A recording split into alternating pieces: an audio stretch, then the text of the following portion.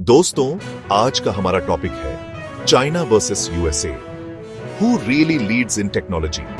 यह एक ऐसा सवाल है जो दुनिया के हर रिसर्चर, हर इंजीनियर और हर आम इंसान के दिमाग में है।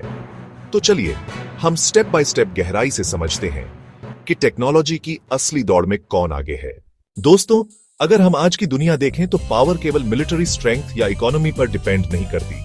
असली शक्ति है टेक्नोलॉजी लीडरशिप, यानी किस देश के पास है innovation, patents, AI, semiconductor power, quantum computing, 5G 6G networks और स्पेस एक्सप्लोरेशन। तो अब सवाल है, यूएसए आगे है या चाइना? सबसे पहले बात करते हैं रिसर्च एंड डेवलपमेंट R&D की।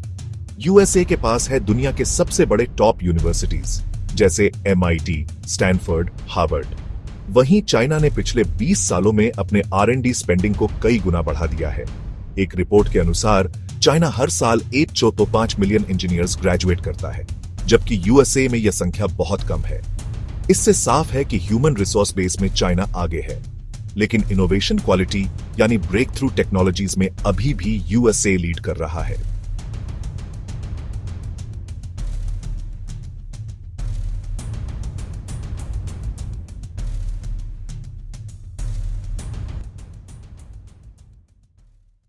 अब आते हैं AI रेवोल्यूशन पर। यूएसए के पास है Google deep mind, open AI, Microsoft, Nvidia और ये दुनिया के सबसे पावरफुल AI मॉडल्स बना रहे हैं। लेकिन चाइना भी पीछे नहीं है। वहां की कंपनियां जैसे Baidu, Alibaba, Tencent, Huawei AI research में मैसिव इन्वेस्टमेंट कर रही है। फेस रिकॉग्निशन, सर्वेलेंस सिस्टम्स और AI ड्रिवन मैन्युफैक्चरिंग में चाइना बहुत आगे है। तो AI में यूएसए इनोवेशन में आगे, चाइना एप्लीकेशन और डिप्लॉयमेंट में आगे। सेमीकंडक्टर्स यानी माइक्रोचिप्स, ये किसी भी मॉडर्न डिवाइस की बैकबोन है।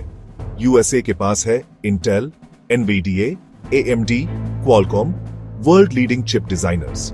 लेकिन मैन्युफैक्चरिंग के मामले में ताइवान की TSMC और साउथ कोरिया की सैमसंग डोमिनेट करती है। चाइना ने खुद का चिप इंडस्ट्री बनाने में बहुत पैसा लगाया है, लेकिन अभी भी हाई एंड चिप्स में पीछे है, क्योंकि यूएसए ने एक्सपोर्ट रिस्ट्रिक्शंस लगा रखी है। इसलिए सेमीकंडक्टर रेस में यूएसए अभी भी क्लियर लीडर है। स्पेस एक्सप्लोरेशन की बात करें तो यूएसए के पास है नासा और स्पेस एक्स, जिन्होंने मार्स मिशन, रियूजेबल रॉकेट्स और डीप स्पेस एक्सप्लोरेशन में माइलस्टोन्स अचीव किए हैं। चाइना ने भी चांगे लूनर मिशंस, ट्यांगोंग स्पेस स्टेशन और मार्स रोवर से दुनिया को चौंकाया है। मतलब स्पेस रेस अब सिर्फ यूएसए की मोनोपोली नहीं रही, चाइना भी पैरेलल चल रहा है। अब आते हैं टेलीकम्युनिकेशन रेवोल्यूशन पर। 5G टेक्नोलॉजी में हुआवेई और ZTE ने यूएसए को पीछे छोड़ दिया। दुनिया के आधे से ज्यादा 5G टावर्स और पेटेंट्स चाइना के पास है। वहीं यूएसए अब 6G रिसर्च पर जोर दे रहा है, तो कनेक्टिविटी और टेलीकॉम में चाइना लीड कर रहा है। टेक्नोलॉजी का सबसे बड़ा उपयोग है डिफेंस सेक्टर में। यूएसए के पास है stealth bombers, nuclear submarines, hypersonic missiles research. China भी अब hypersonic weapons, AI powered drones और साइबर वॉरफेयर टेक्नोलॉजी में बहुत आगे निकल चुका है। खासकर साइबर एस्पियोनाज और हैकिंग कैपेबिलिटीज में चाइना की पकड़ मजबूत है। अब बात करते हैं मार्केट डोमिनेंस की। यूएसए की कंपनियां Apple, Google, Microsoft, Amazon, Meta global market पर रूल करती हैं। लेकिन चाइना की Alibaba, Huawei, Tencent, BYD, DJI drone leader अब दुनिया भर में कंपटीशन दे रही है। इलेक्ट्रिक व्हीकल्स EVs में तो BYD ने टेस्ला को भी पीछे छोड़ दिया प्रोडक्शन स्केल पर। फ्यूचर की असली दौड़ है क्वांटम कंप्यूटिंग, बायोटेक्नोलॉजी और ग्रीन एनर्जी। यूएसए ने अभी तक world's most powerful quantum computers बनाए हैं, IBM, गूगल। लेकिन चाइना ने क्लेम किया है कि उनके पास क्वांटम सुप्रीमेसी एक्सपेरिमेंट है, जो क्लासिकल सुपर कंप्यूटर्स को पीछे छोड़ देता है। रिन्यूएबल एनर्जी और सोलर पैनल्स में चाइना ऑलरेडी वर्ल्ड लीडर है। तो दोस्तों, अगर हम पूरा एनालिसिस देखें तो यूएसए अभी भी इनोवेशन, सेमीकंडक्टर्स, स्पेस टेक और हाई एंड AI में लीड कर रहा है।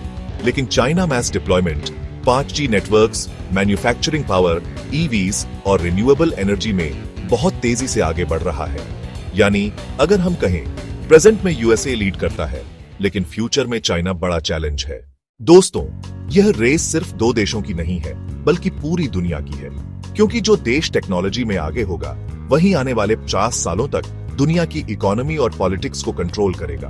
तो अब सवाल यह है, आपके हिसाब से फ्यूचर का असली टेक्नोलॉजी लीडर कौन होगा, यूएसए या चाइना? कमेंट बॉक्स में अपनी राय जरूर लिखिए।